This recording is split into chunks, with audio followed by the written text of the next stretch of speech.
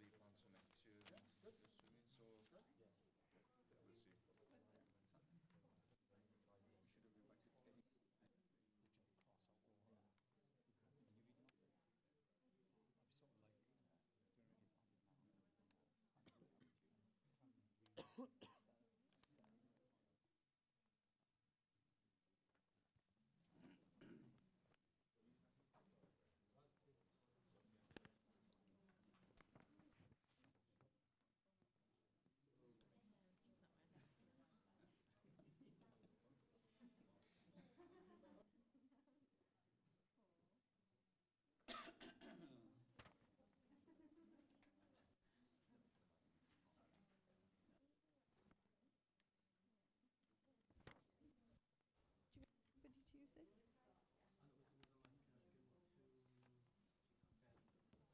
Okay. Okay. Need to, if they don't want to. They've got to. Okay. You've got to use the mic.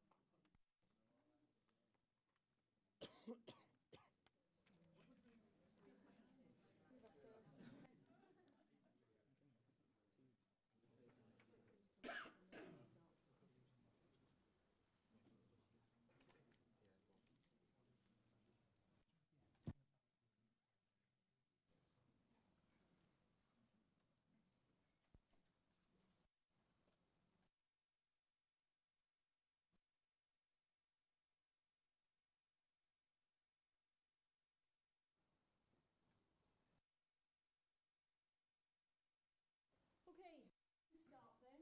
We're waiting for one of our speakers to arrive, but we'll carry on without him. Thank you very much for joining us today.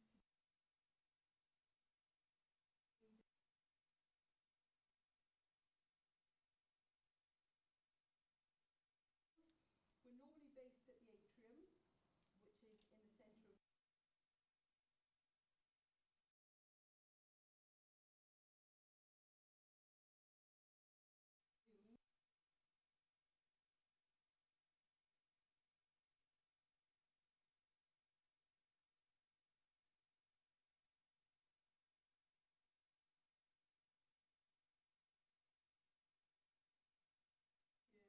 Are superb.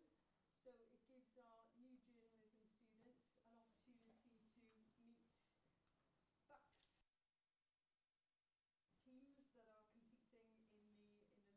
They report on those teams on a Wednesday afternoon, and they get a real life experience of what it might be like for them when they hopefully end up as. Some of them will no doubt end up as communications officers, working for teams or sporting organisations, and again the course is very much designed to give them a real insight into what that's like when you're representing a team or, as I say, sporting organisation, and the kind of skills that they develop in over the 3 years that they're with us means that hopefully they will leave equipped to hit the world of work and have a really good understanding of what they need to do and have all the skills that they need to bring. Obviously, mental health and sport is something that's really important. Those are the kind of conversations that we're having more and more of, and from the point of view of being a young journalist, it's really important that they understand the language of mental health, that they understand from a personal perspective as well as a professional in a very real way. And I'm hoping, and I'm quite sure it will be, the case that by the time you leave us today, you will all have had more of an insight into mental health and sport. We've got a fabulous array of guest speakers, and hopefully we will all learn something and benefit from being here. So thank you for every one of you that's turned up. I've got to do two really important announcements. The first thing is we are going to have a comfort break, and the toilets are directly opposite us. That's the first thing. The second thing is we're not expecting a fire alarm. So if a fire alarm does go off, then you can all turn to your right and follow the fire exit signs down to the bottom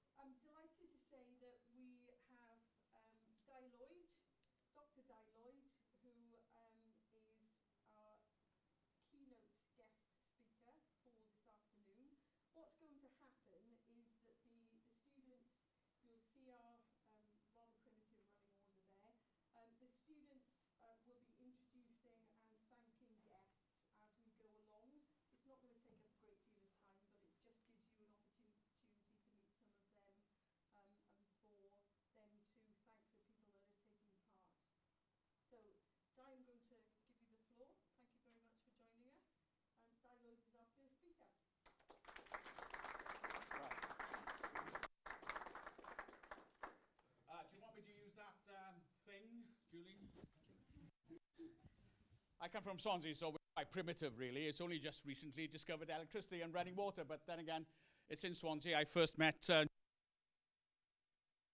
really. Yeah, so I'm Di. I've been a GP in Swansea.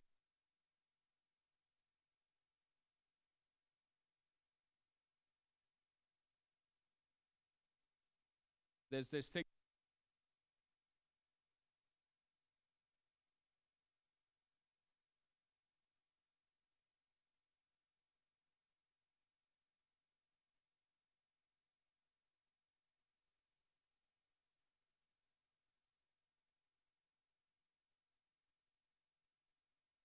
Now, so we talk about mental health and sport. That's the tie of a rugby team that's going to take on its English counterparts tomorrow in Rosslyn Park, because this is the National Assembly for Wales's rugby team. I'm usually perched on the politically and rugby playing on the left wing, so it works quite well, although I'm not playing tomorrow.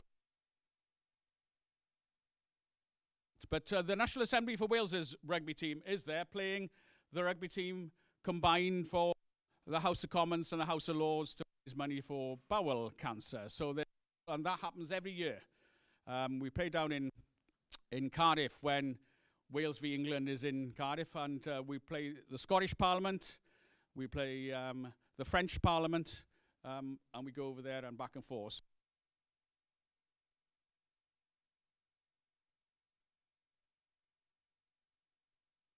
Dominates how we see the world, and it's not to be discounted as just some sort of frivolous thing.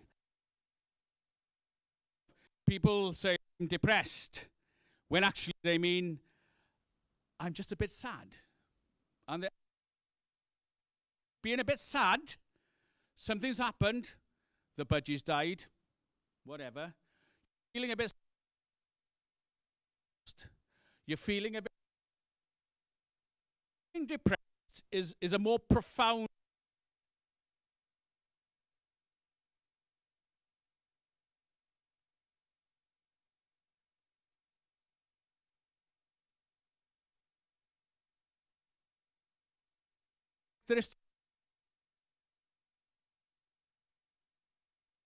can't get back. Is very black and that mood lifts as the day goes on. That sort of diurnal variation mood is called.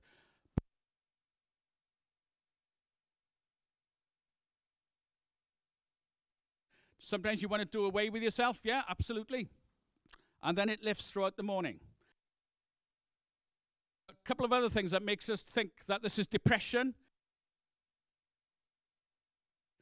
Anhedonia is the word. It's not the name of a strange independent country anywhere like Estonia. Anhedonia, the opposite of head-on, being hedonistic and enjoying yourself. Anhedonia is not enjoying anything. Even having a laugh. Not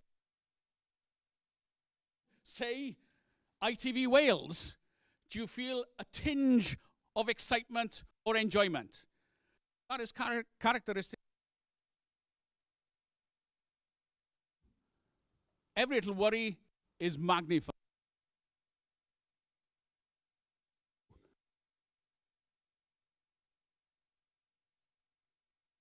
Useless. Things can happen, yes, to you. Sleep too much. Eat too little. And that's what we get in the conversation. Depressed or anxious at general practice level. And about half of the population of Wales and the United Kingdom feels some of those symptoms at least of the time. Quarter. You wouldn't think about it, would you? Because we don't seem to talk. You see it in the language we use. We still say mental. No way. We say loon, shortened form of lunatic. again in a derogatory term. We say schizophrenic. Why do we say that? A classic example is from today. The English rugby union coach playing mind games. Playing mind games is all right, is it? No, it's not. Pre-spatial. Pre-spatial's state of mind. Everybody put a mask on. No? So Eddie already this morning. And yes, we can discount it. We can laugh it off. But he's because the physical and the psychological are equally important in our performance, in how we perform. And obviously, we've seen that over the years, especially at elite level.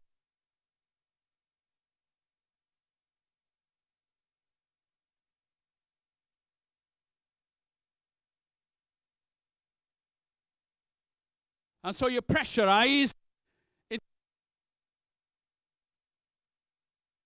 training very hard and physically, and yes, everything. But also psychologically, you become up there to have the confidence to do things, to have the confidence to try things. Whereas when you're a bit down, it makes you a bit pessimistic. You go safety first. You go safety first. And you don't try elaborate. That might come off. You might score a try. Actually, I'll just pass it to the next guy. And he can sort it out. That's how it, but we'll hear more of that later on. But and there are examples in all sports, where performance, your physical performance, we've seen it in Test cricket as well. It's a very young-looking audience here, so you might not remember Marcus Trescothick. He used to play Test cricket for England and hasn't for many years because he got into that anxiety, depression bit where he would just hold a bat and he would get out. And in more recent years, we've had another Test cricketer, Jonathan Trott, suffering from the same sort of issues. So yes, anxiety, depression, can totally undermine performance. Because others with far greater experience, I listen to people's tales. And various well-known rugby stars and football stars have divulging their names. But that's the common feeling of performance and confidence, and that feeling of worthlessness and the fact that you're never going to reach the heights again is pretty common, I got to say, in depression as related to sport. Now, on the flip side of the effect of sport on the rest of us, well, on everybody, can be good and can be not good. There's quite a bit of medical research. Doubtless we'll hear some later on. Say if Wales go to Twickenham tomorrow and win, the state of mental health of the Welsh nation will take off. There's evidence to support that. There is particular evidence to support the fact that if Wales lose, particularly bleak, absolutely bleak, and I would say no laughing matter for some people. Absolutely no laughing matter. You can only hope that the next game comes around pretty quickly, but losing to a big deal, I've got to say. Luckily in Wales, we've got Swansea City playing tomorrow as well, so we've got a bit of chance there. We've got Cardiff City. We've even got Dunvant. My local team is Dunvant, slightly lower level, playing as well. So you can always get that little smidgen of happiness, even if the higher level stuff doesn't win. Somebody must win at some sort of bets now tomorrow. But we've got high hopes for Twickenham. But it is important there are medical studies that show that people's moods are adversely affected by your favorite team losing. It is absolutely. And if you're already depressed, I've been a GP on Town Hill before now in the middle of Swansea, and most people there are dyed-in-the-wool Jacks, they're dyed-in-the-wool Swansea City fans. And you could predict the 1/3 of that population that were depressed. You could predict how full my Monday surgeries were going to be, depending on the Swans' performance on the weekend. You know, I think, oh my God, they've lost. So you prepare, gird my loins for the Monday. And my last point, because even though Julie wanted me to speak for 4 hours, I said, good grief, nobody can listen to 4 hours, so I said 14 minutes max it will be. So the final point is how we use fitness and sport to manage depression and anxiety, to treat. Because we do. I know as GPs we have this reputation that you've only got to step in through the door and boom, you're on Prozac straight away. But that's very far from the truth. Because in terms of all those, there's about 9 major ones, and we've got our own little rating scale. But if you're in the sort of mild to moderate category, I say, get out there and exercise. No tablet. Get out there and exercise, I say. A brisk walk will do. A brisk run, even better. Although not too brisk a run and not for too long unless you're used to it. No need for fancy gym membership or that purple span stuff. Not necessary, but if you want to do that, great. I won't comment on the color scheme, but do some exercise. Fresh air, brisk walk sorts out most cases of low-level proper depression. I'm still talking about depression now. I'm not talking about sadness. I'm talking about depression. You're losing enjoyment. You've lost enjoyment. There's no pleasure. You don't laugh at jokes anymore. There's nothing good on ITV Wales. Still sort that out by having regular brisk walks and getting fit, getting a buzz of the old endorphins. You don't have to be an elite sports person to have that same buzz that counteracts the low-level anxiety and depression. And the other thing, it is about time to talk, and we do advise people to talk. And you can do it online nowadays if you're not fussed on seeing your GP, and I can understand why. You can go online. Cognitive behavior therapy, don't even have to see the living person these days. And CBT is about countering negative perceptions that we have of ourselves. When we're naturally pessimistic. We're a glass half empty sort of guy, rather than glass full. But when you're in that glass half empty situation, everything is bad. Everything is bad. You can't see anything positive at all. But you can retrain your mind to think differently. And there are different training programs for cognitive behavior therapy, CBT, depending on whether it is mainly anxiety and panic or whether the situation is low mood. For the depression point of view is you're shopping in Tesco's.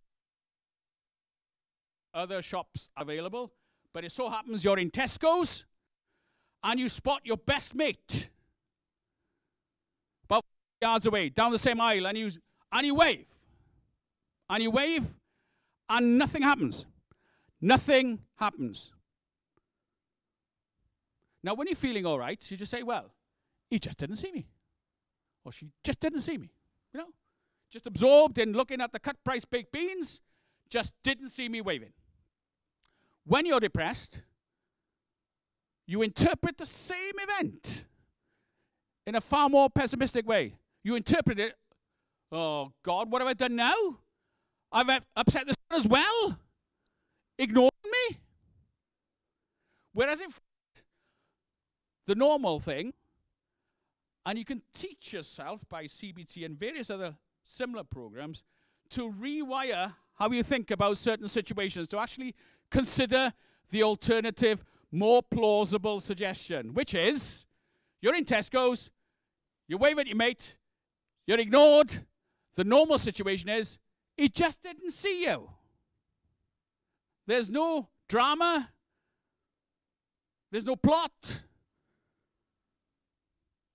But sometimes you need reminding of that, and that's the beauty of CBT, both in person, talking with another human being, or if not up to that, or up to that yet, you can do all of that online.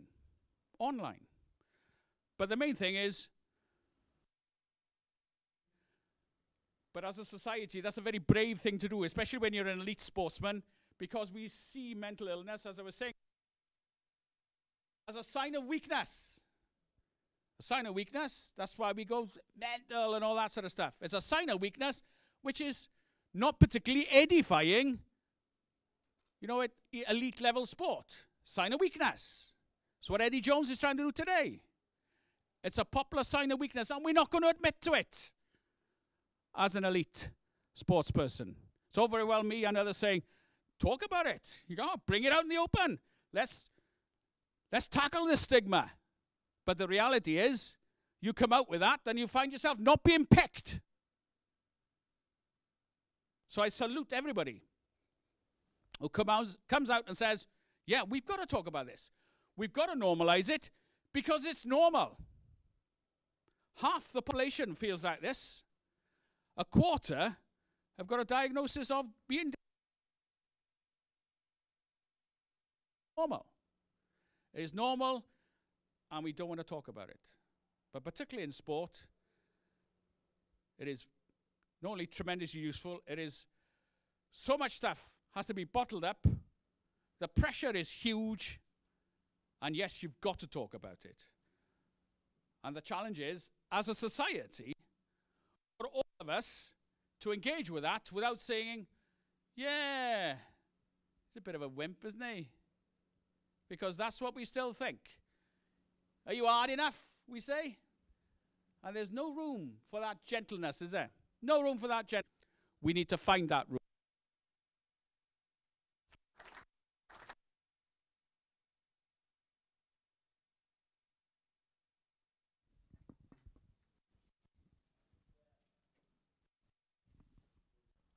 Thank you again to Dialogue for being our keynotes, Callum and Jordan, who will be talking to us about support for athletes within mental health.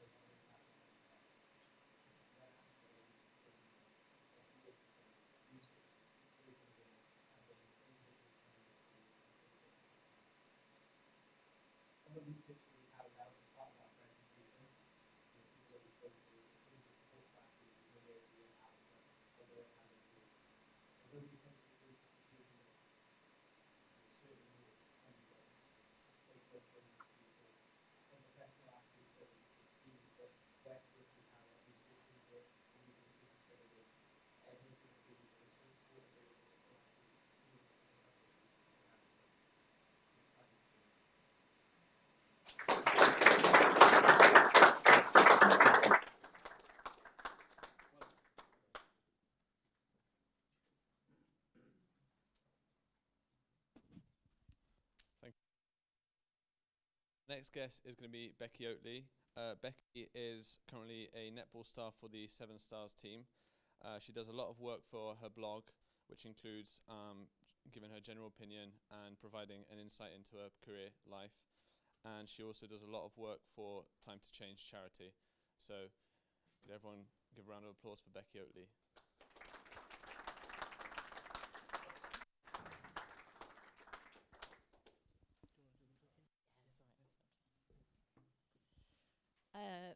Thank you very much. So yeah, I'm going to just talk today a little bit just about my story. I should just say it is very honest, and it is kind of almost brutal in its honesty. If you're affected at all by it, please do feel free, just take 5 minutes outside, but just let someone let Julie know that you're okay. Just give us a thumbs up or something. I won't be offended. So just a bit of, as I say, Netball International.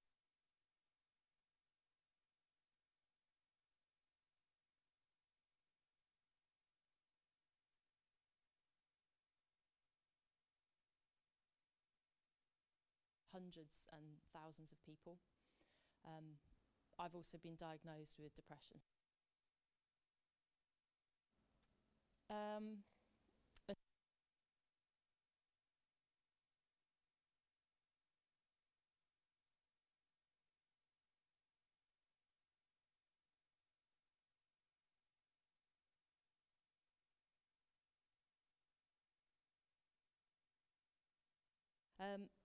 But basically, I had a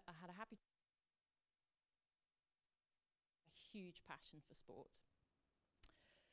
But for me, I started to experience periods of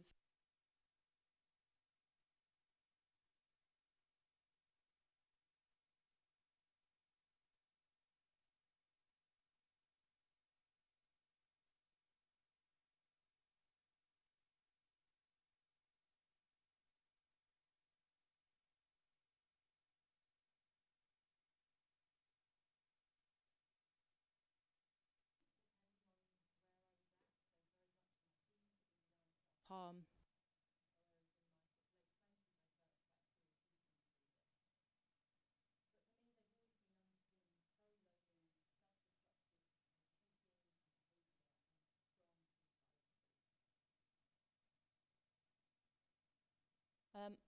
I'm going to talk mostly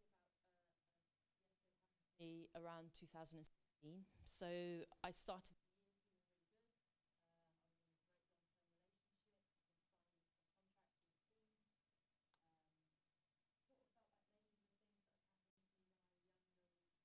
growing up, and I'd almost matured into a sort of reasonably successful. But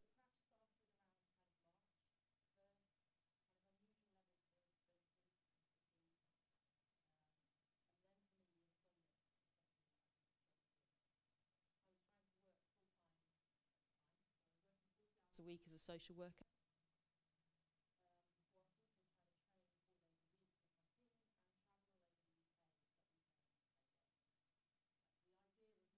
Sleep was absurd, you know. I was exhausted. Very quickly, I started.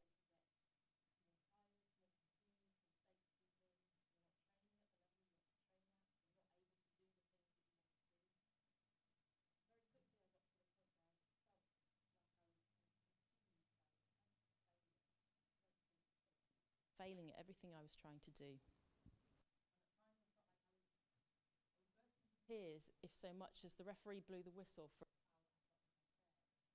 the door. Sense of failure.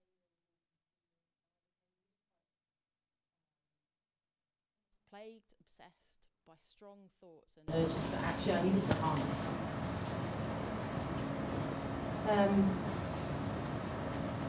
Things very much came to a head for me at Easter. We had a big fixture on Sky Sports that weekend. But I spent the weekend at my family's home making excuses to go and lie down in bed.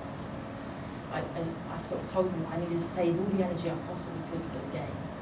But actually, the reality at this point was that I had become obsessed with the need to hang myself. And for me, paralysing myself in bed was really the safest place I could be. If I paralysed myself in bed, nobody would know these terrible things that was happening in my head, but also would be safe because I couldn't do anything to hurt myself. The kind of, as I say, I've got a great family, but their love and their laughter around me really only confirmed for me that I didn't belong, I wasn't right, I shouldn't be there. And at the same time made me feel like I was so ungrateful. Here I had this great family, I had great opportunities in netball, and yet I was failing. I felt like such a fraud and guilty that people thought I was this sporting role model, and I wasn't. So as I say, for me, it was just an escape from the kind of torment that was going around in my head, but it was also absolutely the punishment that I deserved for being such a bad person.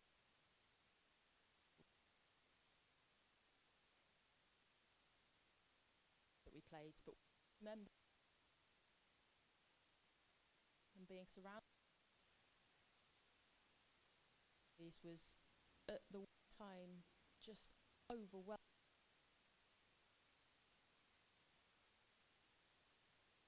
Saying that actually if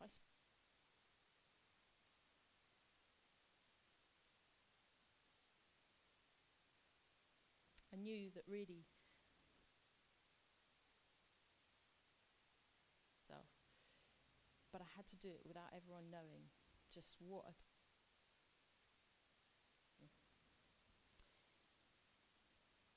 something in me meant that I got out the words that I needed help. I told somebody that I didn't feel safe.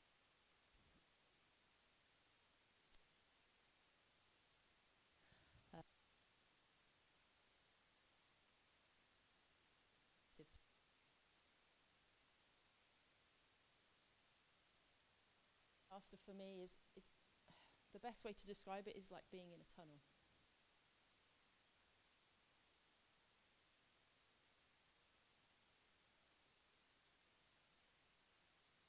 I am just so focused on survival. Not just getting from kind of day to day, but literally getting from hour to hour without destroying myself.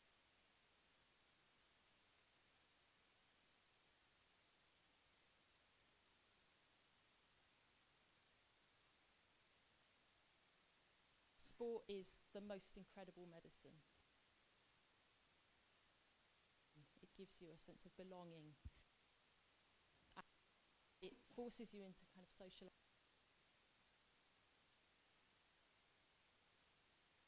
A level of responsibility towards my teammates to meet my very basic needs, like eating.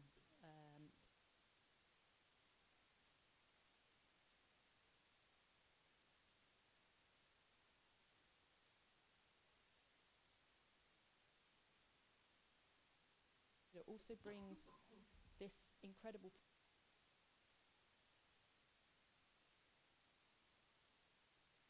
a role model with no flaws,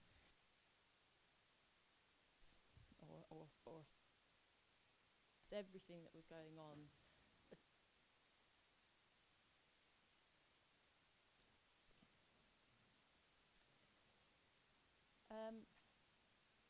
It's also a period that I struggled a lot with self-harm and overtraining. We just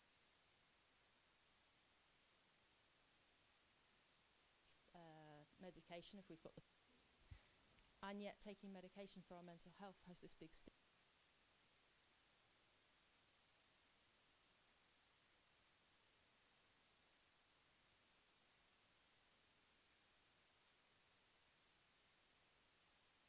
The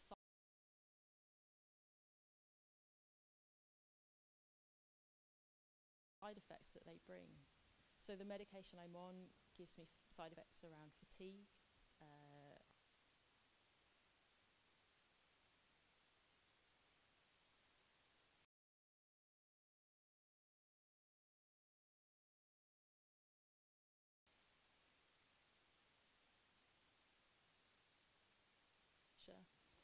but also affects the kind of sensitivity of my eyes.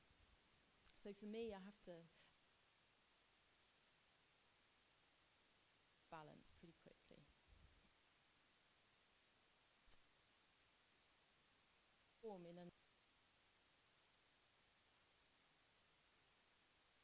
If I don't take this medication, I might become seriously psychological.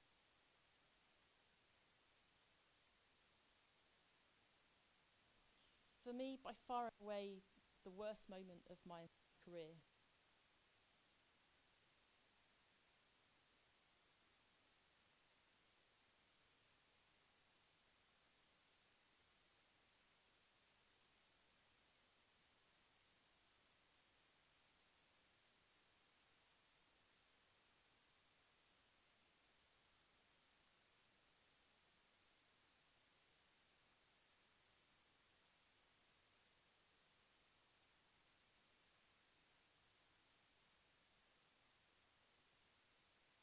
Psychologists.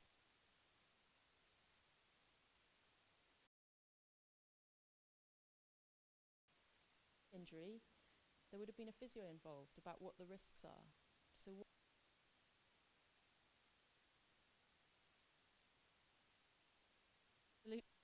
that I might become unwell again in the future. I might become seriously unwell.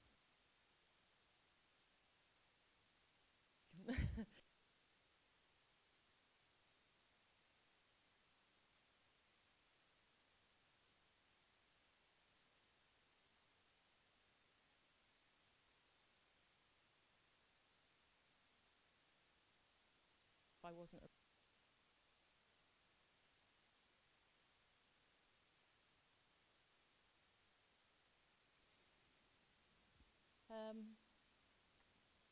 now I stand here and I can say it's happened for a reason. Without today,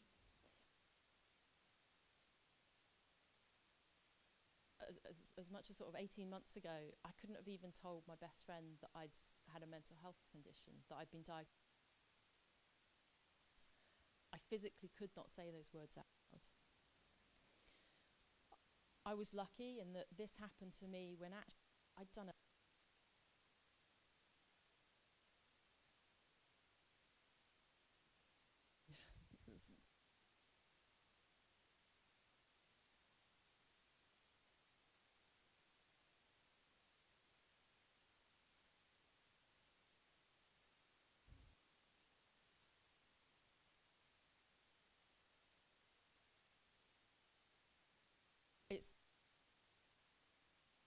with them from the start about my mental health, about the difficulties I have with medication, about the fact that sometimes things are not. They don't just see me as an athlete, they see me as a person. It's okay to have a bad day. I should say that yes, we have played my old team times since, and whilst those victories are sweet, they will be bittersweet.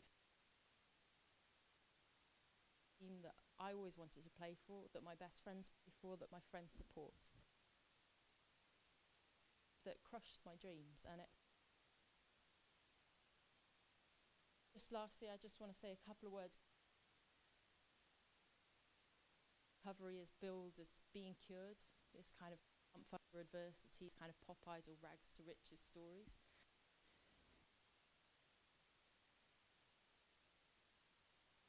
Vulnerability.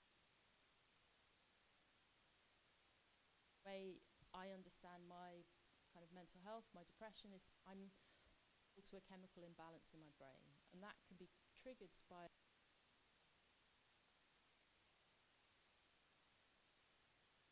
appropriate medication, through self-care, eating well, through sleeping well, through getting enough rest. But most importantly for me, it's about staying connected to people. It's about just asking for a bit of help or a bit of support when I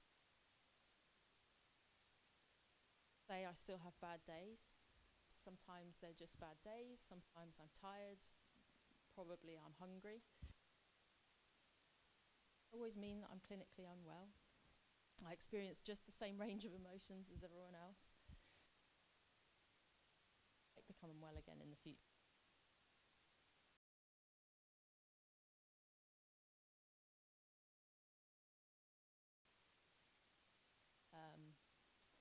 I'm kind of known on the court for being quite dogged. I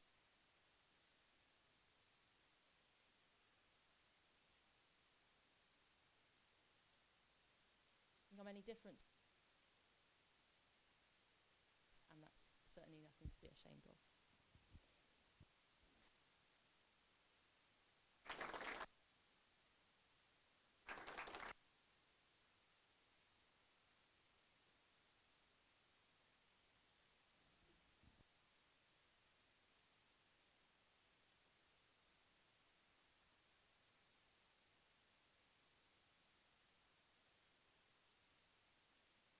This computer.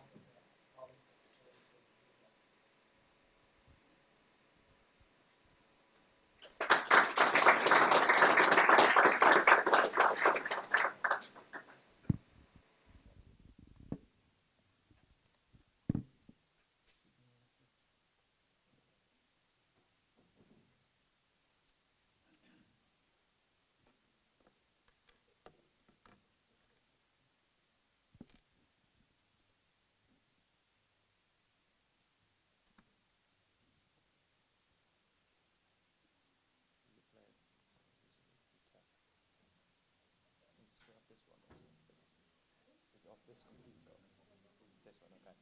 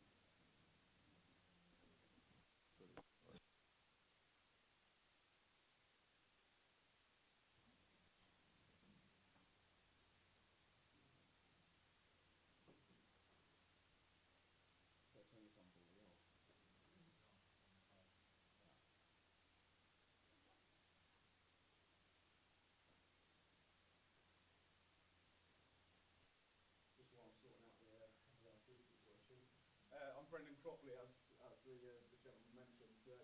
I'm a Professor of Sports Coaching here at the University of South Wales, and Paul is my colleague from Cardiff Metropolitan University. The two studies that we're going to present today have been conducted in collaboration with a number of higher education institutions across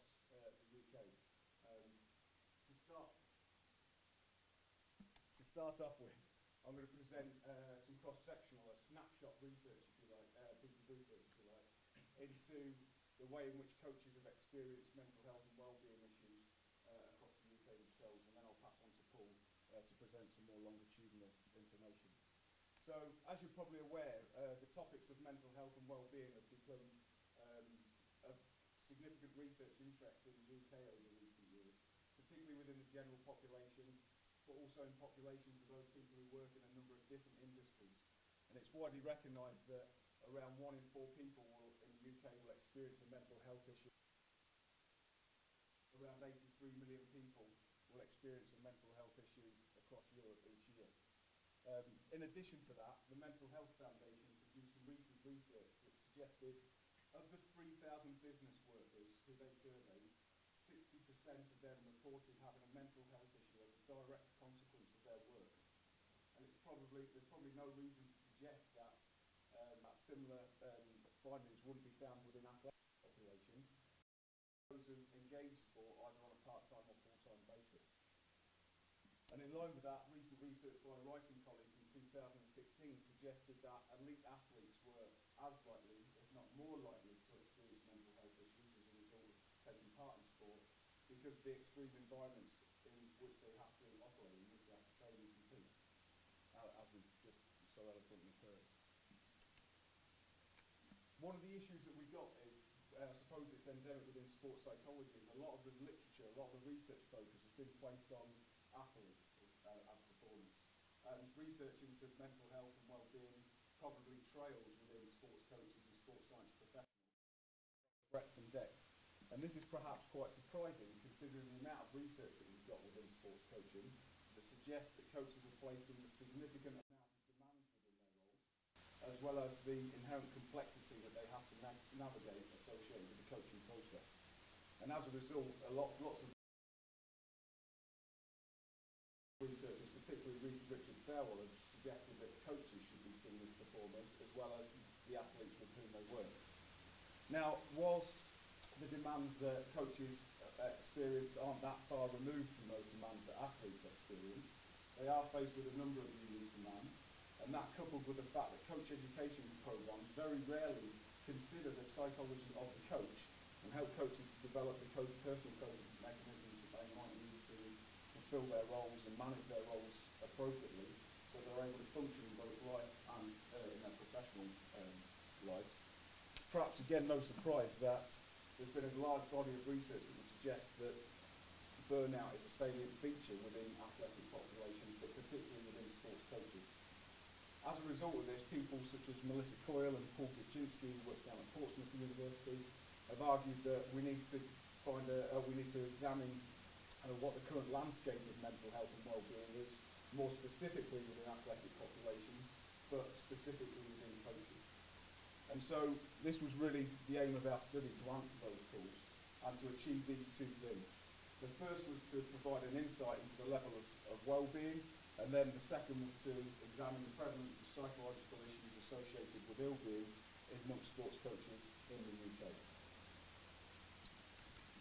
In order to address these aims, we accessed a sample through contacting national governing bodies of sport within the UK, and once they had come on board as participants, they had consented to it. We accessed their databases and emailed every coach on those databases with information about the study and a request for them to participate.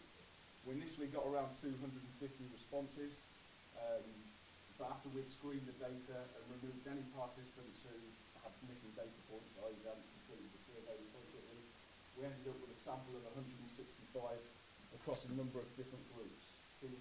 Coaches who work in team sports and individual sports, males and females, and elite and non-elite coaches. In our study, we identified elite coaches as those who work either at international level or in the highest league professionally at the senior levels of their sport. So we made sure that there was a clear distinction between those two groups themselves. Now, in order to measure mental health and well-being, we needed to adopt an appropriate conceptualisation of those two constructs, because for us, there has been some debate in the literature about what they mean and what they refer to. And to save any issues, we adopted the World Health Organisation's definition of mental health. which is quite important because it kind of suggests that we're not able to measure mental health just through the absence of mental issues alone, or mental health issues alone. In fact, it asks us to also consider some of the positive attributes. So in this sense, people who can cope, people who can work productively, people who can make a contribution to the environments in which they work, or their communities of work. As a result of adopting this definition, we selected the Wellbeing Process Questionnaire.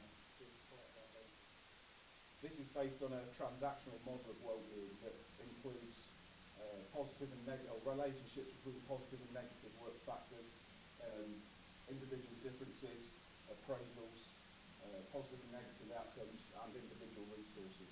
So it looks at a whole host of things that gives us a better understanding of an individual's overall levels of well-being. It's a single item measure. So in most questionnaires, the multi-item measures, they'll ask you multiple questions about the same thing in order to make sure you get a relatively reliable result. This doesn't. This asks one question about each of the constructs which it measures. And it has been validated against its multi-item counterparts in a number of different sectors. We use this 30-item measure. It measures things such as depression, anxiety, positive and negative effects which are associated with our emotions, life stress, life satisfaction, job stress, job satisfaction, relationships at work, as well as a host of other things. And each item is scored on a scale of 1 to 10. 1 being the lowest, i.e. not depressed at all, 10 being the highest, which would be something like extremely depressed. Not only then does the Wellbeing Process Questionnaire give us an understanding of each of those different constructs and overall wellbeing score, which is essentially what the aims of the study were about, to look at the landscape of wellbeing within the group of coaches. And you work out the wellbeing score by taking the sum of the positive wellbeing factors in the questionnaire away from the sum of the negative. Whilst it wasn't necessarily an aim of the study, we did try to look for any differences between the groups of participants. So whether elite participants differed from non-elite, males to females, etc. Because of our relatively modest sample, we had to use non-parametric statistics. I'm not going to bore you with all of this stuff, but just in case anybody wants to ask any questions at the end of that bit. So we used a non-parametric set of statistics, but they identified no significant differences between any of the groups. There are no significant differences between elite and non-elite, male and female, etc. What was related to our study of our analysis was a frequency analysis, or visual inspection of the means, if you like, because that would allow us to understand the prevalence of mental well-being and obviously ill-being issues within our population of participants. And these are the general findings. Don't worry too much about the numbers. I'm not too sure how we might do this yet, but you're more than welcome to have the slides and the information so you can look at this at a later date. I'll mention that there wasn't any significant differences between groups, but I would like to highlight a couple of things in this table. The first is that from a recent NHS study, it suggests that females are more likely to experience low to negative levels of well-being than males, which is different to our study in terms of the population of sports coaches, that males seem more at risk of experiencing low levels or negative. The second thing that I've mentioned, now you have to understand that this is a cross-sectional study. It's from a snapshot in time. We opened the data collection window for 2 months, which was from March to the start of May. So for some coaches that would be coming towards the business end of their season, where demands might be placed upon them. But from our sample, none of the coaches, none of the 165 coaches identified or reported levels of well-being that would be classified as high within our study, which was quite surprising.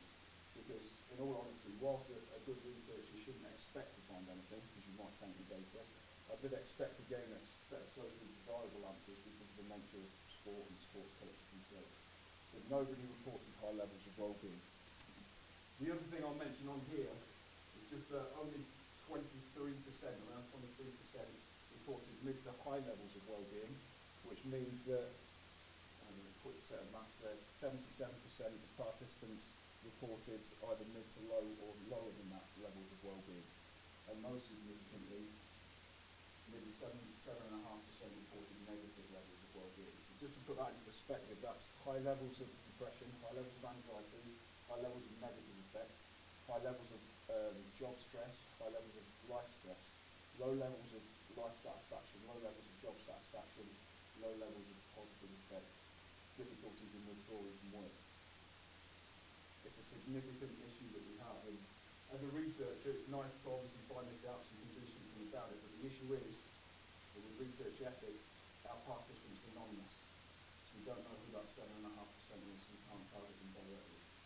There's benefits in terms of identifying these particular issues at a particular point in time, but negatives in terms of we can't work with specific people in order to give them the support that they might need. I'm just going to give you some of the more individual constructs or individual findings, if you like. Around 16% of our sample reported depression scores between 7 and 10, so 10 being the highest. We classify this as a high bracket. Now, in comparison, a recent NHS study conducted in 2016, reported at the end of 2016, suggested that they diagnosed around 3% of the population with issues associated with depression. So again, whilst we've got a relatively modest sample, our numbers seem pretty augmented in comparison to the general population. Likewise, participants in our study, around 30% of them suggested that they were experiencing high levels of anxiety. Again, this is in comparison to around 6.5% of the general population who were diagnosed with general anxiety disorders in 2016 by the NHS. Some other findings, only 13% of our, 13% of our participants indicated low levels of life satisfaction. Nearly 50% identified high levels of work demands. So they would be demands that go beyond the coach's ability to cope, which again is a relatively high number considering what you might think of when you consider the level of performance of coaches. I suppose, quite interestingly for me, working in the field of mental performance and sports coaching, is that nearly 80% of our sample suggested that they couldn't withdraw from their work. Now, if you consider that part of our sample were part-time, and they were asked to complete this about their roles as coaches, even part-time coaches were struggling to withdraw from work. And Lee Baldock, my PhD student, pointed out to me a few weeks ago that Eddie Howe, the Bournemouth football manager, talked on a TV programme about how when he was with his kids over the weekends after a game, he was never really with his kids. He was always thinking about the game. And this is what we mean by work withdrawal issues. So, what does all of this mean? Well, it would seem within our relatively modest sample that the coaches that who participated experienced relatively high levels, or there was a high prevalence of low levels of well-being, and also some significant psychological issues that seem to be apparent as well. And as a result, we know that that has a big impact on their level of functioning, whether that be social functioning, physical functioning, or mental functioning. Not only in their professional lives, but their personal lives, perhaps first and foremost, most importantly. But it certainly have an impact on their ability to perform their roles within their professional lives. And if we have a look at some research that was conducted by Mind, a UK-based charity that does work and research into mental health, wellbeing and performance, they suggested that low levels of wellbeing are associated with these things: an inability to deal with everyday stresses, a lack of self-esteem, lethargy, a lack of motivation, inability to build and maintain positive relationships. And if you look at any literature that talks about effective sports coaching, you'll probably find characteristics associated with these things in there, that coaches are able to do these things. So if low levels of well-being are being identified, it would clearly indicate that coaches are unable to fulfill the main aspects of their roles if they're experiencing these things, let alone the impact that it's having on their social and personal lives. What do we need moving forwards? We need better education. I don't think we're at the stage where we are going to be able to get coaches to come out and talk about some of these things freely whilst they're still working, because of the issues that Becky mentioned about the stigma associated with this. If it happens behind closed doors, I'm not putting the support that they need, or people the support that they need. it can happen anywhere. But certainly we need better education, not only for coaches, but for the professionals who work with coaches, for the people who provide opportunities for coaches to work in sport, etc., of these issues, as well as of the demands that coaches face. From my own perspective, working in the area of sports psychology, my role is then to understand the wider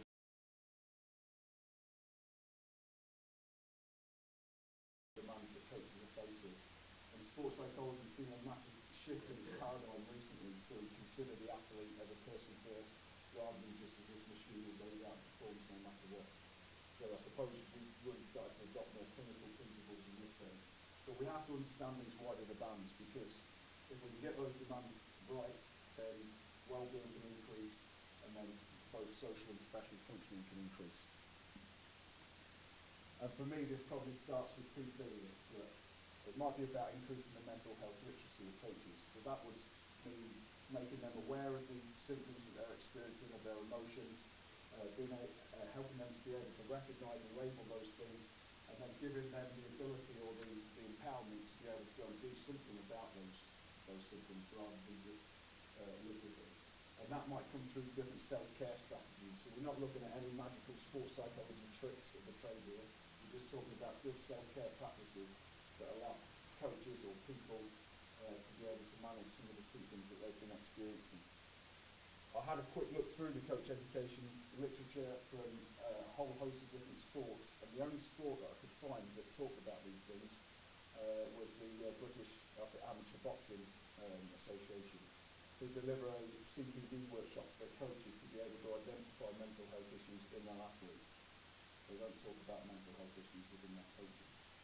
So there's large scope here. We are starting to do some work through Lee's PhD and through the work that Paul's doing with national governing bodies of sport to change their coach education programs.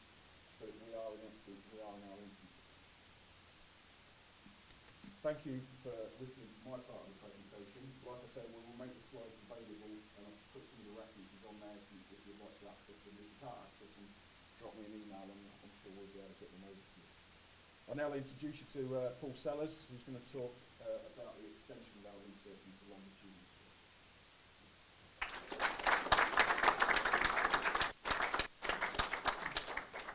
So yeah, really interesting stuff there from Brendan, and I think it's quite alarming some of the stuff that's coming out. I mean, we're finding when we actually open our eyes up to some of these things. So what we've actually done, as well as this cross-sectional work, we wanted to see if it's longitudinal. So we want to see if there are any changes over time, or in time when the stresses might be more.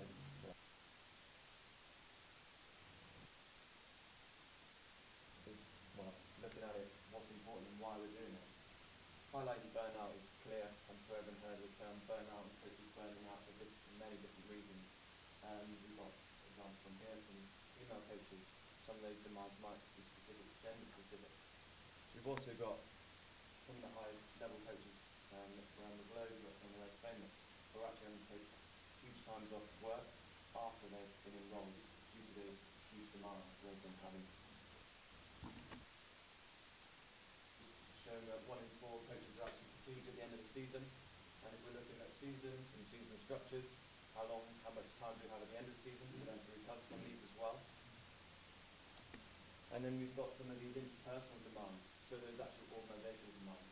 This is an example from Australian Rugby, where the business manager had to actually leave her role due to conflicts and relationships within the actual organisation. Working in the environment, the academics are really looking at actually trying to find more about this. So there's definitely this emerging interest, and this is what we're all working on at the moment. So actually for us, what we're looking at in this study is just longitudinally examine the well-being and the mental health of those people who are performing in those high-performance environments. So very much those individuals are helping the athletes reach their levels they can. And to do that, we've looked at this over a year. So we've got 6 time points throughout the year. So every 2 months, we've got 16 individuals from a range of sports and a range of roles completing the same questionnaire that Brendan highlighted earlier. In addition to that, we've also asked them an open-ended question.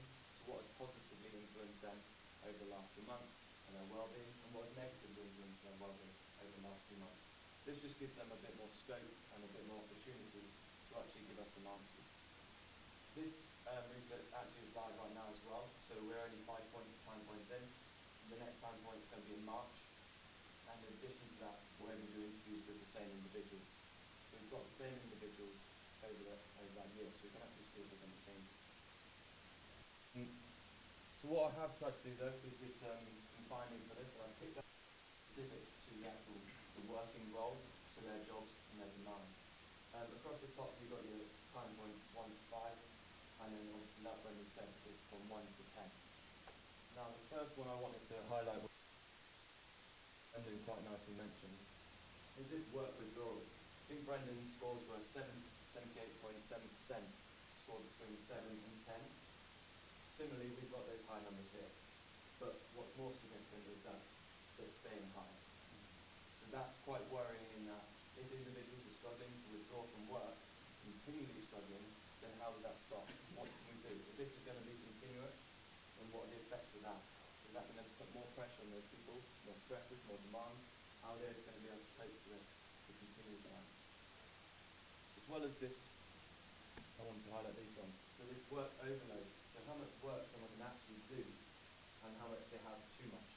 The higher this is, the more they're not able to actually cope with these demands of actually have enough resources to complete the work. Now I think what's quite interesting here is time point 5 is around this December, January time. So around that time when lots of people should be spending some time with their families, maybe having a break, spending some time with their friends. But actually, they're the highest here. So they're struggling, maybe they feel like they can't cope with these at this time, and they should be relaxing. And that's really worrying.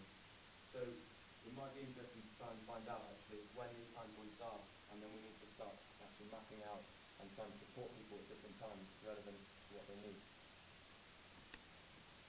In addition to that, this reward for effort. So this is how rewarded people are feeling compared to how much effort they think they're putting in. Now, around here we've got, this is where they're highest, when they feel they're most rewarded, and down here is when they think they're least rewarded. So the individuals here are thinking they're least rewarded for the amount of work they're doing at times when they feel like they're doing the most, which is quite scary there, and that they're thinking, yeah, I'm doing as much as I can, and got too much, and they feel like I'm less and less rewarded. That can clearly be linked to anything around that mental health, there's levels of mental health, also burnout, and also for individuals leaving roles, leaving positions if they're not feeling like they're valued. Yes, with those things in mind, I also wanted to just demonstrate it a bit more clearly here. We're obviously going to have time point 6 here, which might be a really, really interesting time point, because if you can see here, we can have this crossover. So we've got this work overload increasing in time from about time point 3 really steadily. If it goes up again, then we're going to be worried that if it doesn't come back down, because the bigger disparity between these two is more concerning. And I think again this just highlights that work withdrawal again, how high it is and how consistently high it is. So hopefully that just demonstrates to you where we are at the moment, just with a few of those things and just within the working environment. And added to that is this open-ended question where we actually manage to speak as well, give the opportunity for individuals to speak and say, okay, what's positively influenced you recently? These things, some of the things you might actually expect, so what they want. They want this good work-life balance. This good work-life balance is how their well-being. Time spent with their family and friends is helpful. There's recognition and appreciation from work colleagues and a good working environment.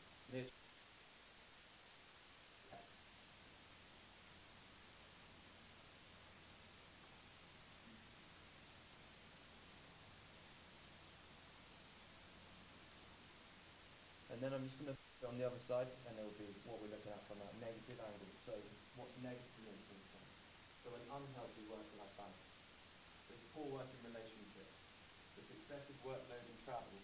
Travel is probably something that we can all relate to there, and we'll think about, especially in that professional game, how much time do people spend actually at home or actually not at work.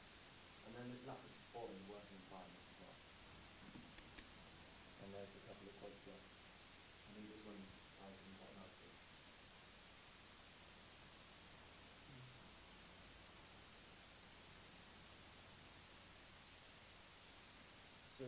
with all those findings combined, what can we look at now? Well, we've got these desired and per balance, and there's clearly a discrepancy between them. So individuals are saying that what influencing them positively is to spend time with their family, to have a good working life balance. However, clearly they're struggling to get away from work with the work, and they're having work overload. So clearly there isn't that congruence between the two. And the bigger the difference is there, the more likely people are to be fatigued, the more likely they're to be stressed, the more likely that work is going to be too much for them. Again, we've got this perceived lack of support perceived in the working environment. So individuals want to be supported, however they're not always feeling supported. And if we're looking at sport, maybe we're looking at those roles, sometimes they're quite isolated roles. So sometimes individuals at the head are working on their own quite often, but maybe don't have that sense of support network which they might need. And I think if we look at most literature, pretty much everywhere, support is vital. That perception of support is really important for everyone, all individuals, be that well-being, or even coming back from an injury for an athlete. And then finally, we've got this recognition and reward for effort.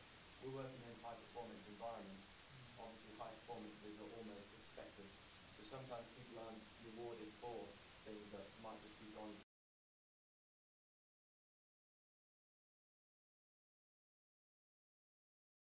seen as the norm. However, they are high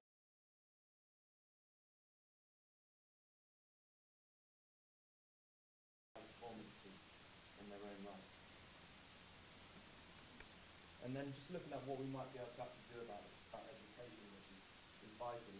But what we might be able to do is have a look at some of that tracking of the workload and the work-life balance. So actually look at individual resources to what they've got, to what they can actually physically do. Are they mapping up? Are we already training them to actually not be able to reach that actual desire that we want? Then we've got the tracking of staff satisfaction. If we have a look outside, maybe look at private or public sector, we'll have annual, quarterly satisfaction scales or work-life scales, and we can actually get a bit of understanding for what levels people are at. So maybe we need to look at something like this, so we can see if people are satisfied, then their well-being is more likely to be higher. We've got this deliberate praise of effort, so maybe we need to have a look at that as well. Just make sure that we are praising people and reminding themselves, yeah, you are doing a good job. It's not the norm that someone's doing that. They're just continually performing at high levels. And then finally, just as a quick start with the necessary actual coping resources or coping demands to operate on it and to learn. Some people might be put in this and not have these skills yet, and that's not their fault. They haven't learned these skills. So we need to look at some more planning. Do we need to look at other areas?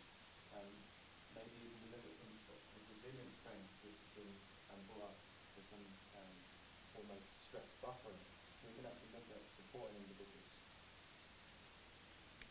I mentioned lots of things there, and hopefully the next time point we'll be able to give you even more information. But I think the take-home message from this would really be just from working within those performance sports, it's really very demanding. And as such, we should actually look at monitoring the staff well-being, the staff workload, and actually praising for effort, and then also helping to support the development of those people. Thanks very much.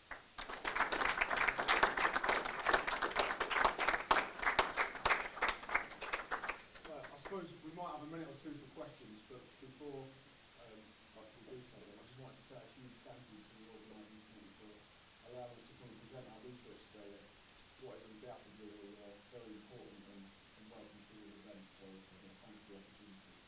If you do have any questions and you're difficult, I will pass them on to Paul.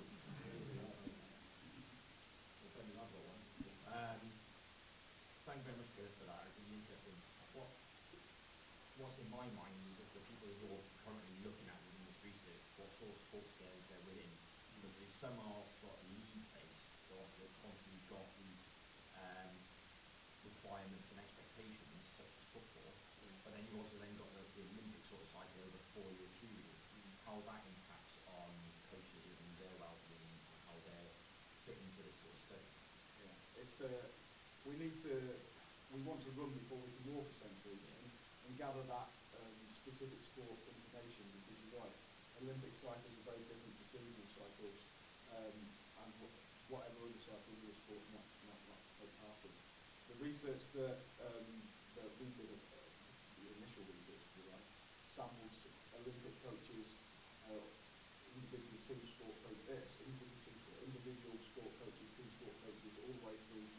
trampoline into football, to tennis, to golf, etc. So there is a broad spectrum of those things, but you're right, we need to drill down to look at potentially the environments in which these people are operating and how they have a big impact on the demands that they're faced with.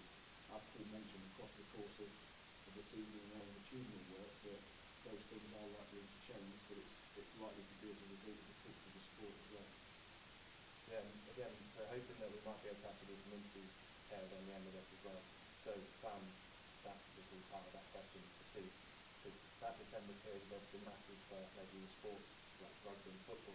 However, other sports, their times are different moments. So it's really important to see, okay, what was the most demanding moment and why was that? So it would, like I said, it would be great. The next one is isolated just specifically for season structures, or that would be brilliant.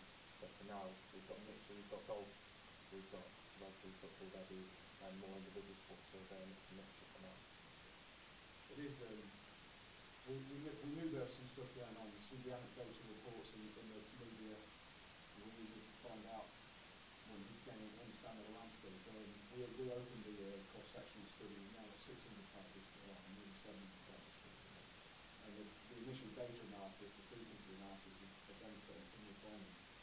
So I was hoping it would change a little bit. It's disappointing, but it gives us a better understanding of what we're dealing with, and now we've got to do something with it. We're going to try and make a change. I was just wondering, and Becky might come in on this as well, do you think elite sport allows for these kind of allowances for coaches and participants where by them it's being perceived that there's a different got off the gas and that level of sacrifice that's required to perform what's required to reach the top or to get a job or to progress in a career could set them back and especially when they just start applying. Yeah, I mean, I tried to be an early athlete, but I'm not good enough to achieve that. So maybe Becky can talk about this a little bit more, but I think there is and as Becky mentioned, if you get physically hurt, there's almost, in some sports, it's almost like a badge of honour. You know, and I'll strap you up and get you back out there. There isn't the same consideration for an injury that you can't see, an illness you can't see, an issue you can't see. And unfortunately, I suppose the general public's perception is they look at the highest end of the sport, LA sport, and they generally look at, say, football, where players are doing very well and coaches are doing very well remunerated for their jobs. They're kind of like, well, you're getting paid that amount, so you can get involved. Fortunately, that probably is the case, but it can't be like that. It can't be like that. If we look at a performer, first and foremost, purely, forget about the whole ethical issue of doing that, but if we look at a performer first and foremost, if you want them to go and perform, you need to get them in the best state, you know that. So we need to think about the whole person, the holistic person, not just the technical abilities, but the mental state, the mental well-being, the mental ability of that individual athlete. And unfortunately, that's probably the corner out of that model that's least pushed upon. Getting better, but we're still slow because it seems the dark arts, psychology of everything, but I don't know whether that's Yeah, I mean, yes, I would just agree with what you said, particularly around the difference between physical and mental injuries. I mean, my example at the moment, I've got a boot on the thing you can't see because I've sprained my ankle. It's more dramatic, or it looks more dramatic than it actually is. But since that happened, I've been inundated with people coming to office you shopping, driving messages, sending me flowers in the post. Like it's, and yet, if I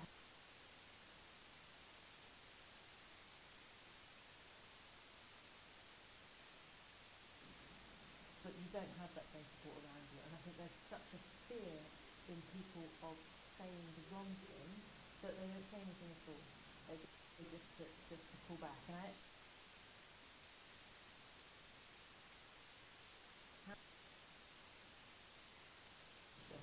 I think that it was they didn't know what to do, and what happened, they were quite cowardly, and what happened was that it was handled incredibly badly. Had I rolled my ankle, like I say, the physio did my job. it's easy for me to say, well, why didn't you talk to a psychologist? But apparently these things didn't occur to them at the time. And when you're in a position, sometimes you feel all-powerful, you can't admit to any wrongdoing, I think it's probably something genuinely not. You don't want to admit any fault.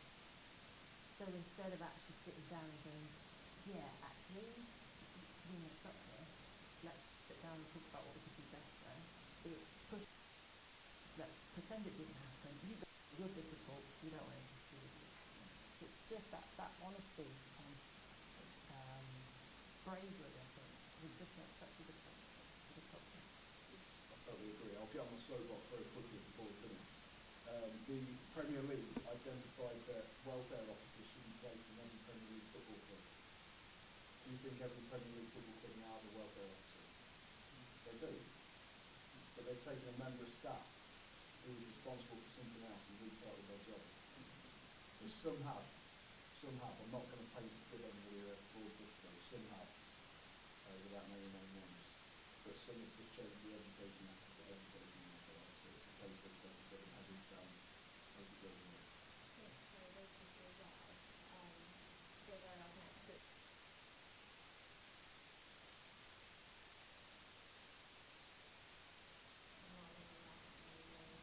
but well-being and also higher level.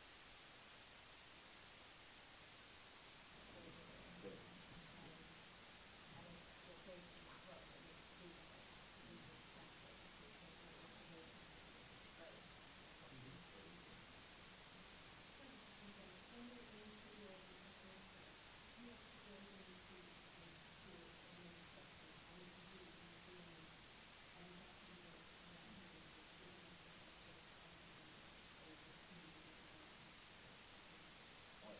We did it in the first question, and we'll just ask one. It's a good question, I think. I guess it was just, yeah. Oh, dear. We designed it. No, we didn't, unfortunately, and I don't know what experiences you've had, particularly in interviews. Yeah, so with this is very much, if there were something then come up, and we have, on the end of everything, there's always information regarding if we need to speak to someone or anything, that all that information is there. But not if it's, we have to signpost them. So it doesn't mean that they've already had that support already in place, which is some of the stuff that will be coming up, is that I don't have support, or I need more support or more time, and that's exactly what's happening. That evidence is then hopefully that we can take and go, right, this is what's needed. It's evidence, it's in academic journals now, and that's exactly what we want from this. There's other research obviously that's ongoing now, doing in with rugby, and they have got the RPL, which is a really good organisation. They're working hard with them, and they have got a 24/7 full service that they can go to and sign up for. So that's a lead again. I guess it's moving down the structures of if the actual organisations and the clubs don't have that support, that person there, who can they go to? So and that's exactly what this study's hopefully going to highlight, and if we can do anything about them, we can ask for the support and what needs to be in clubs, then hopefully we can do that. I'm not sure how you say how they get it, but obviously if you've got a coach or manager, so someone who is potentially responsible.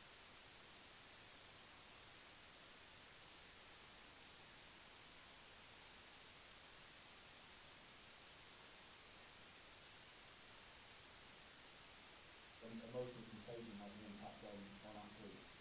And this is something that's been talked about within sports coaching quite a bit, about how coaches might manage their body language, their communication, tone of communication, etc. as a result of an emotional situation. So I suppose you could argue that some of the things that we mentioned in the wellbeing progress questionnaire can be linked to emotional skills, individual differences, but we haven't got that direct link as of yet. So I could have a guess, but I don't really guess. And I think if we want a box clever almost, if performance is the outcome, if we can then prove that performance is influenced by well-being, then that can bring in the money, which then to actually take better care. I think that's across the board. We're doing some work now in business and sport, and if we can prove that well-being influences performance, and that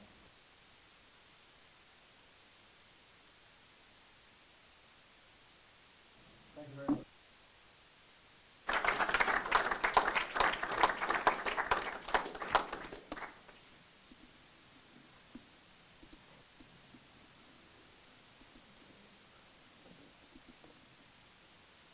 Big thank you to Tessa, Brendan Copley and Paul Sellers for their expertise. It's now time for our next guest. He first onto the scene in 2014 for the Scarlets. He's actually playing tonight for Cardiff. His team now, Rich Murder. Please give a warm welcome to Roy Whitman.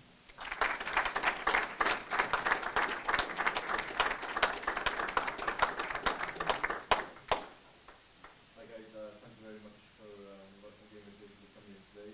I just wanted to basically tell my story and the way it basically always come about for me. Like I said, I went from basically zero to like really hero overnight. First onto the scene, was absolutely loving life. Went from earning peanuts to big bucks in the matter of a few months, and you know, life was brilliant. Finally thought that after years of playing for different clubs and trying different leagues, the Premiership and everything else, that I'd arrived, and that seemed to be the case. Was involved in big Highland Cup games against Toulon, was asked to come and do testing with Wales and everything else, and honestly life was absolutely brilliant. Had a lovely son, a lovely home, a car, and I could really didn't ask for much more. Then as you know, in professional sport, things happen, started to get injured a lot. You know, I've been injured my whole career, but you know, I kept coming back from them, bouncing back from them, and you know, it didn't seem to hinder me that much. But as time went on, obviously these teams are paying you a lot of money, and they want the most out of you. So when you're not on the pitch for a certain amount of time of the year, you know, these people start to get on your back, and you know, it's a business at the end of the day. So these things started to happen, and I could feel the relationship between myself and the club deteriorating, and it really wasn't good. You know, I'd be asked to do things that other players weren't doing, so I'd be called in early to do things, or I'd be sent on appearances which other players weren't sent on, and all these little things kept adding up, and then as the season went on, I picked up another injury and come back, and after that I played in a game and I tore my pec in like the first few minutes, and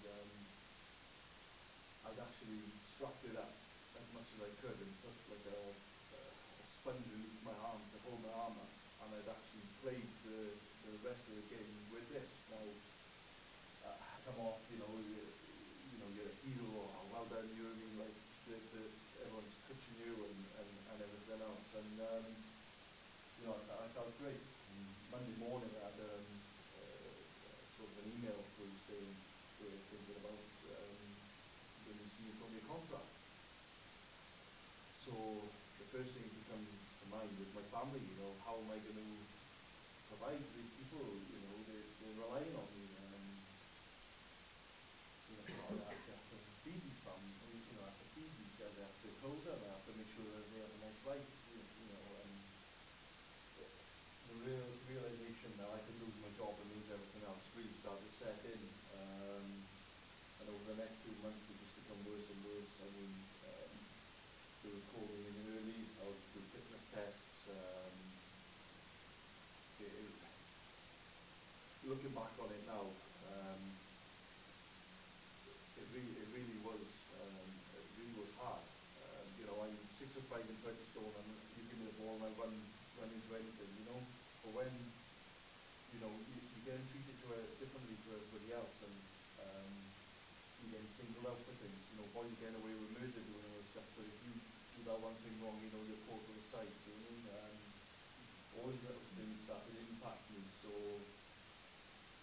started to get down on myself. I didn't sleep much. I find myself taking myself away from my family, so instead of coming straight home after training and enjoying my wonderful life, I go for a drive in the car and spend 2 or 3 hours sitting there just thinking, like, when I go home, you know, I've got to act normal now, I've got to be positive. Do you know what I mean? How and Mrs. is going to know that I've had a bad day, you know. No one prepares you for these things, and you know, I didn't sleep. Or I find myself, oh, I'm just going to stay up and watch TV, like. Yeah, I didn't want to go to bed because I'd be tossing and turning, and then obviously all these things would come to light. My son, you know, obviously is everything to me. Honestly, it's the best thing in the world being a father, but you find yourself, now you look back and you think it's stupid, but like the little things like playing with him and you know, just making sure that, you know, you play little games and everything else. I didn't do those little things.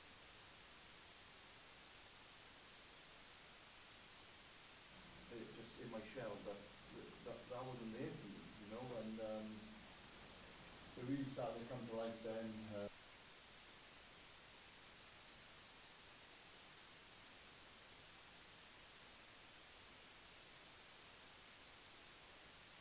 I tried being singled out. You know, I'm going to lose everything here. And they just didn't understand what the implications were, you know. You know, what was I going to do? All I'd known since I was a kid was how to play rugby. I'd been professional since I was 17 years old. How was I going to pay the bills? How was I going to sort all these things out? So they really didn't help. And I tried to explain to the club doctor what was going on. He, to a degree, tried to prescribe me with sleeping tablets and everything else, and it just made the situation spiral out of control. You know, I'd take sleeping tablets, I'd wake up lethargic, I wouldn't be able to train properly. Then I'm getting told, why are you training properly? You know, all these little things started to come to light. So, in the end, it broke down so much that they terminated my contract, and I was left on my own. I had an agent for 10 years, and he just dropped me with a blink of a hat. So I'm in India, they've got no club, and I'm on my own. And yeah, everyone says, you know, oh, you'll be okay, but I can tell you now, that wasn't okay, you know. I'd spend all my time trying to master things, so I'd take my missus and the baby to work, drop them off in work, in nursery, have a wonderful day, and I'd go home and I'd sit there and I'd just be on my own. And I found myself lying, you know, oh, I've eaten well today, but had this broccoli, chicken, whatever. How the hell? You know, I'd been in the house, I'd been having, you know, cheese and ham toasty with a cappuccino. I mean, it really wasn't good. So, you know, you're hiding these things and you're lying to the people that you love, and that's the worst thing, because you think to yourself then, you know, how can I lie to these people, you know? Friends, you know, you think people are your friends, but you only realise who your friends are when you're in this position, you know, when you go out for a few beers and then they're the ones egging you on, then you're like, let's do this, let's do that. So, you know, did stupid things, went out on the beer too much, gambled, you know, and then messed around with things then, so like you take melatonin and stuff like that to sleep, or you take your foot on the sleep, and then, you know, you take like, oh, I'm feeling empty, or I don't feel well, you know, you start taking all these like paracetamol, cocodamol. It's just a vicious circle, and at the end of the day, it got to a point where I just had enough. I didn't want to wake up in the mornings, and there was no help from me or from a representative at the club. I had nothing. My agent was gone, and to be honest, like, my partner was like had enough as well, because I just sat down one day and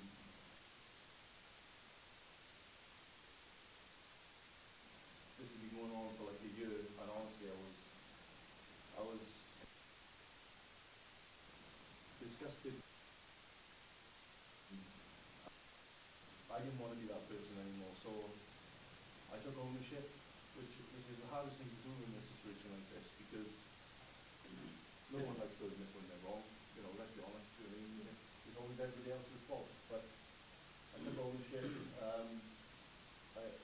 I went through different psychiatrists and everything else, sports psychologists. Didn't do them. Honestly, just wanted my money. You know, and that was the truth of it. I walked in, they didn't care how I was. But I met a few good people. Yeah, I slowly but surely I turned my life around. You know, it's kind of hard to admit when you know that you're wrong, but these people give you the tools to be able to say, look, think in this way, or try doing things this way, and it really does help you, because the little things I can pick up on a game night. But when I played professionally, I would always have spaghetti bolognese. That was my thing, and it was like every Friday spaghetti bolognese. And it didn't matter what happened, I had that meal. But when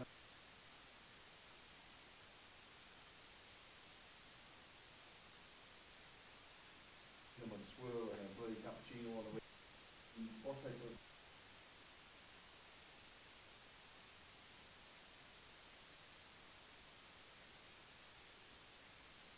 so I stepped away from rugby and worked on myself, and over it took a few months, then I got out of my routine. I'd wake up at 6:30, me and my boy, we'd have breakfast together, that was our thing. And then when we'd have breakfast together, we'd do a little bit of reading, whatever, cool, drop him off at work, then that was my time. I went to the gym, I made sure I trained, I ate right, I just made a log of everything. And then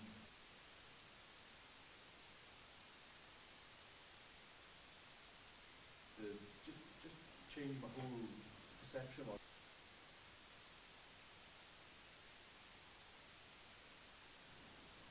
you know, who are you, what are you doing, are you gone to the gym, you've done a good session, you know what I mean, well done.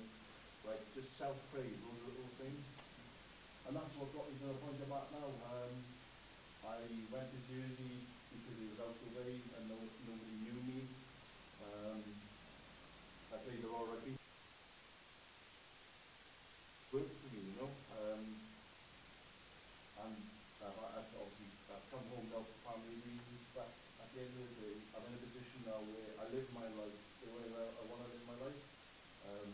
You know, I want to be back to a professional athlete, but I realise to get there, I've got to do all these little things right for the next few months. So I've got to live clean, I've got to eat well, I've got to put a structure in place. So when I do get back to that point, which I'm more than confident that I will, that is, I give the best account of myself that I can.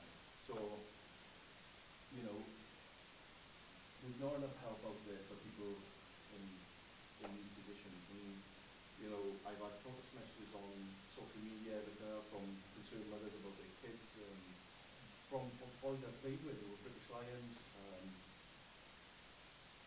who are asking, you know, what can I do, where can I go? Well, we need people to step up now. You know, we have all these unions and everything else in place. We need these people to step up. I mean, we have the best facilities, we have amazing S&C, nutritionists, coaches, everything else. But let's get someone there to help these people, so not only people like myself, but the younger generation coming through, or the generation that have passed now, I've got someone there to say, you know what, I'm actually struggling, I need a little bit of help. Can you give me half hour of your time, an hour of your time? And honestly, I think it'll make a little bit of sense. So, thank you so much for inviting me here today, and yeah, hope you can deliver a positive message to everyone. So, thank you very much. Do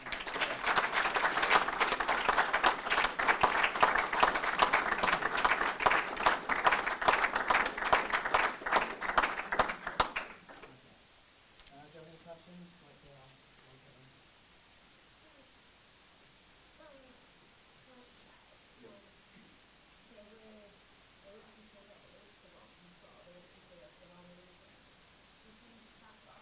I just don't think they understand, you know, let's be honest, so I'll give you an insight now. So the union have a representative that comes down.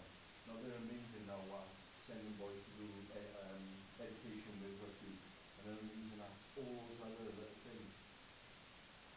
But this lady didn't have no understanding of mental health. So when I'm sitting in a meeting with her, and she's representing me, and I'm, you know, I'm shaking, I've got anxiety like you won't believe. She doesn't understand it. So you need someone who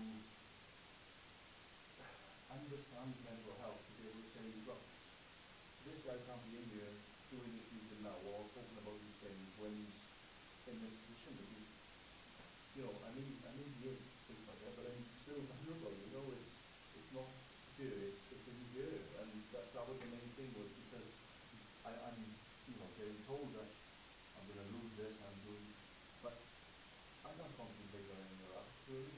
I can't, and that's the difficult thing is, I wouldn't want any kid to feel what I felt, because honestly, if they're not as strong maybe to realise that these things are going on, then they could do themselves harm, and we don't want that at the end of the day. You know, we all have cousins, nephews, sisters, brothers, everything else. You wouldn't want someone in your family or someone you knew to go through this and end up hurting themselves or, you know. Yeah. Yeah. Well, there's a lot of like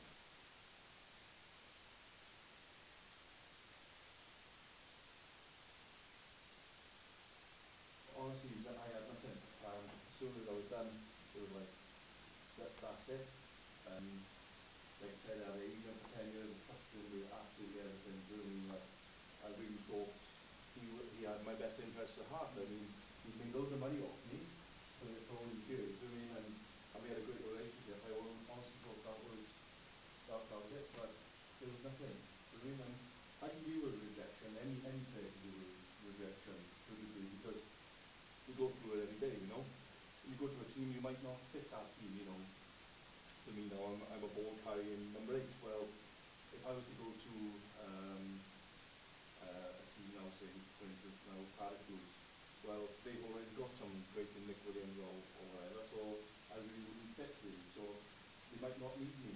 So I can take that on board. So what I can't deal with is when people single you out and treat you differently, and then once you know, train your nuts off, bled on that pitch, given everything for that club, and you know, you're injured and you know, you're in a vulnerable position for them to say, look, that's it, don't need you now, you know, thanks, see you later.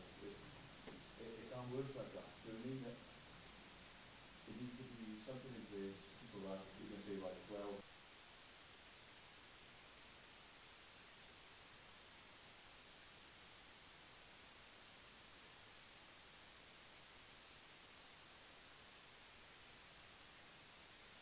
and semi-pro environment, really, because a lot of boys would go from playing professional rugby to semi-pro and working.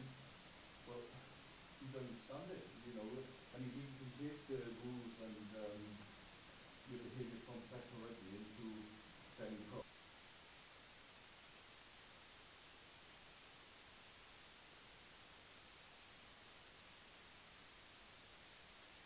When you go into work environment and you have a few beers with the staff or you have a work school, you can't act like you're bloody on a rugby social with boys. It don't work. Do you know? Trust me, I know it because I lost a job over it. Do you know? This, you know, when you're grabbing really work, you know. So, you know, those are the things I say. If there's someone in there to say, look, okay, you're going to make this transition now. Let me sit down with you. Let's make it the easiest transition possible. I think that's what we do.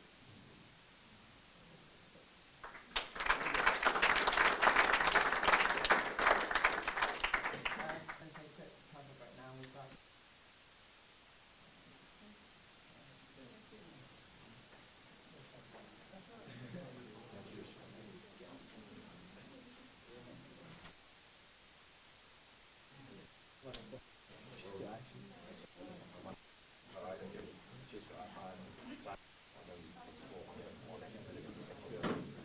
Say that. Yeah.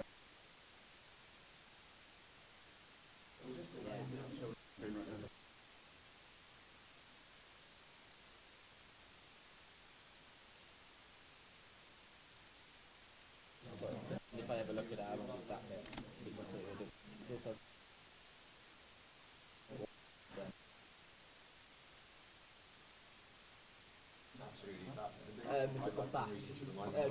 Converse one. Brody, I'm having shotgun in right now.